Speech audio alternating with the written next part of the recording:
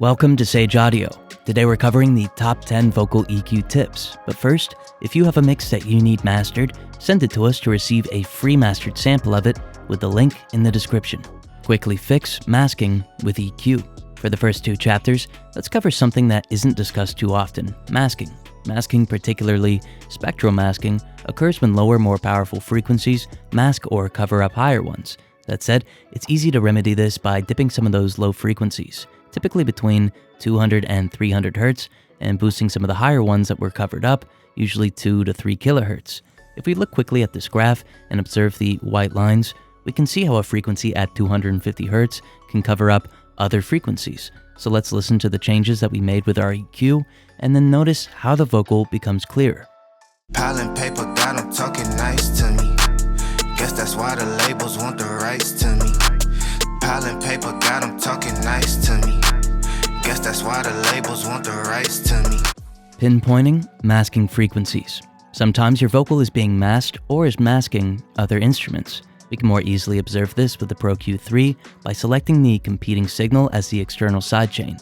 In the Analyzer section, we'll enable collision detection, letting us observe where excessive frequency overlap is occurring.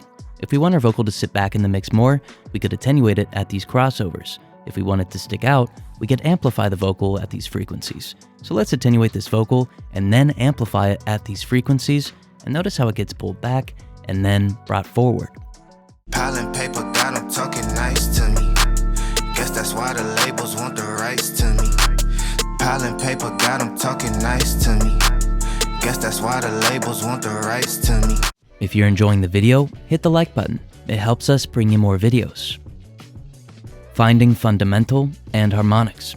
Although we don't often consider music theory when we're equalizing, frequencies can be considered and treated as notes in a scale. If we know the key of our song, or if we observe our fundamental frequency, we could amplify in-key frequencies, making the vocal more musical and in tune. So let's listen to a vocal that's had its in-key frequencies accented and notice if it has a slightly more musical sound to it. Pile and paper got them talking nice to me. Guess that's why the labels want the rights to me. Pile and paper got them talking nice to me. Guess that's why the labels want the rights to me. Finding disharmonious frequencies. Just like the previous chapter in which we found in-key notes, we can also find out-of-key notes that can make the vocal sound out of tune or less musical. I'm not great at music theory, so I typically use an instrument to test specific notes. Then I log which ones sound out of key with the song, and I dip some of these slightly on the vocal. So let's listen to a vocal with both in-key notes accented and out-of-key notes attenuated to see if it improves the vocal. Pile and paper got them talking nice to me. Guess that's why the labels want the rights to me. Pile and paper got them talking nice to me. Guess that's why the labels want the rights to me. Only a small percentage of people that watch our videos are subscribed, so if you're enjoying the video, consider subscribing. It's free, and you can always change your mind. Dynamic resonance attenuation. Resonances are clusters of frequencies that can sound good, like with harmonics, but they can also be out of key or too powerful for the vocal to sound balanced. These resonances often change frequency, so it helps to try a dynamic resonance attenuator like Sooth 2. With it, I'll select a range of frequencies and utilize subtle settings to reduce resonances without affecting the timbre. So let's listen and consider how this plugin achieves what a typical EQ wouldn't be capable of. Pile and paper got them talking nice to me. Guess that's why the labels want the rights to me. Pile and paper got them talking nice to me. Guess that's why the labels want the rights to me. Dynamic masking compensation. If we want to address masking in our vocal in a more accurate and dynamic way, we could use Sound Theory's Gullfoss EQ. I'll isolate the processing to the low mids and to the high mids, and then subtly increase the recover and tame functions until I feel that I've created a balanced sound. Although this plugin and Sooth 2, which I mentioned last chapter, are great, please don't feel like you need them in order to create balanced vocals. So let's listen to this plugin and notice how it reduces masking. Pile and paper got them talking nice to me. Guess that's why the labels want the rights to me. Pile and paper got them talking nice to me. Guess that's why the labels want the rights to me. Emulating microphone capsules. When we record vocals, we're often singing into one of 4 main microphone capsules, each with a unique frequency response. These are the K67, the K47, the CK12, and the less common M7, all of which can be emulated using an EQ if we know the frequency response. This can be helpful if we want our vocal to have a specific and widely recognizable sound. That said, we need to keep in mind that our microphone is going to have its own frequency response, so we'll need to compensate for that when possible. Let's listen to emulations of the K47 and K87 and see if the vocal becomes more indicative of classic or more modern recordings. Pile and paper got them talking nice to me.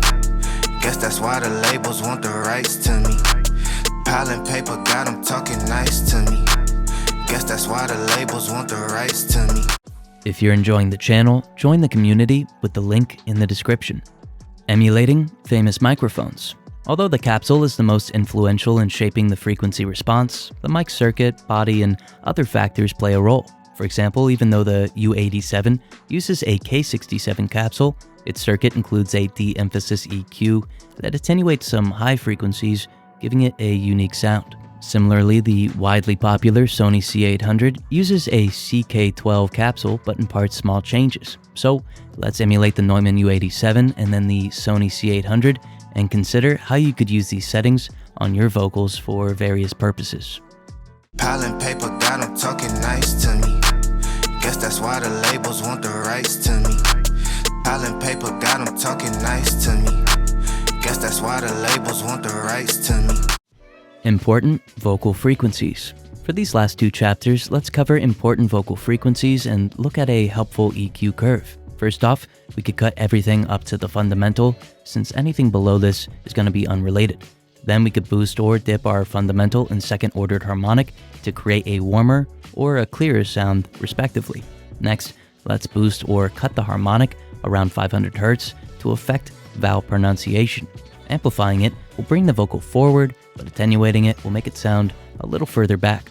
Nasal resonances, or a nasally tone, will be found between 700 and 1.3 kHz, depending on the singer. Odds are you're going to want to attenuate this if it's present. Next, our ears are most sensitive to 3 to 5 kHz, so if we want the vocal to cut through a mix, we could boost this region. Sibilance is between 5 to 10 kHz, but it should probably be left up to a de-esser. Lastly, we could amplify above 12 kHz to add some air. Let's listen to the vocal with this curve. Pile and paper got them talking nice to me. Guess that's why the labels want the rights to me. Pile and paper got them talking nice to me. Guess that's why the labels want the rights to me. EQ for dialogue. All of the important frequencies that we mentioned in the last chapter are going to apply when it comes to equalizing a dialogue recording.